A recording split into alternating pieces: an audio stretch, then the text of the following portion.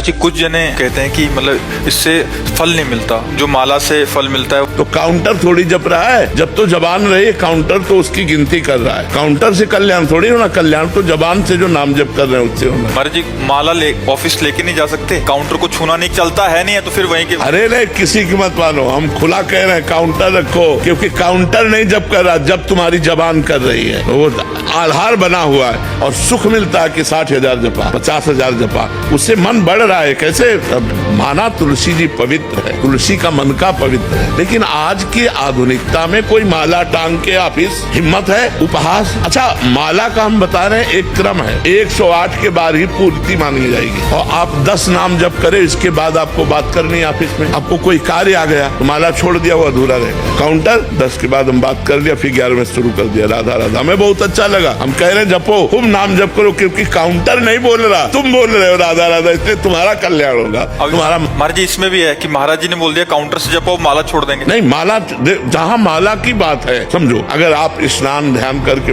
बैठे हो, अब माला का तो वहाँ कर लीजिए। ऑफिस में आना है, जाना है, काम काज में, और आप एकांत में भी बैठकर इससे जपिए तो भी मंगल होगा। भैया भगवान का नाम मंगल करता है, काउंटर और माला मंगल नहीं करता। और सबका मंगल होगा, सबका आनंद होगा। हम यहाँ वृंदावन से बैठे कह रहे हैं, कुछ वही होगा जो माला जपने से होगा, वही होगा, वही लाभ होगा। आप जप के देखो, हम माला का निषेध नहीं करते, लेकिन जो बच्चे हैं उनको सुविधा मिल रही, मैं उस बात में घुस के देख रहा हूँ। जो हमारे भाई लोग, इनको सुविधा मिल रही। आपका परम प्रिय भक्त बनने या उस श्रेणी तक आने के लिए एक शिष्य को, हमारा कोई भक्त नहीं, हम खुद भगवान के चरण दास हैं। तो दासों के दास थोड़े होते हैं, दास तो दास ही होता है। हमको तो जो पकड़े मिलता है वो श्री जी के चरणों में चढ़ा देते हैं। तो हम श्री जी के चरणों तक पहुंचाने वाले पोस्टमैन हैं। श्री जी की बात आप तक, आपकी बात श्री जी तक।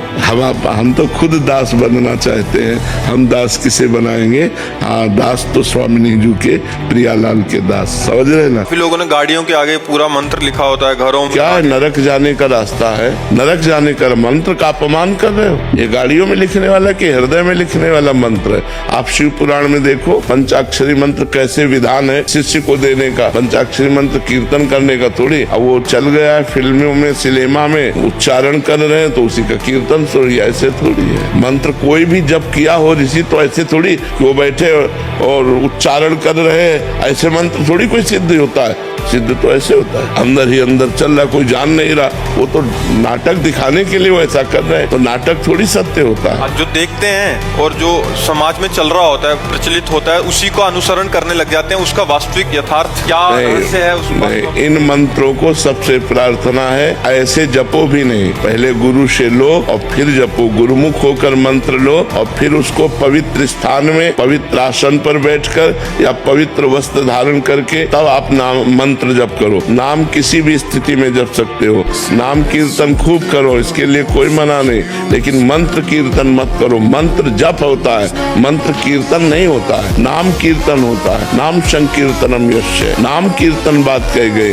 मंत्र को 2 प्रकार से जपा जाता है, उपांशु या मानसिक। नाम को 3 प्रकार से जपा जाता है, वाचिक, उपांश और मानसिक। तो ये शास्त्रीय पद्धतियों को जब तक नहीं माना जाएगा तो किसका कल्याण हो रहा है? और विकार बढ़ेंगे, मनमानी आचरणों की वृद्धि होगी। नहीं तो मंत्र जपने से हृदय पवित्र होता है और भगवत साक्षात्कार की योग्यता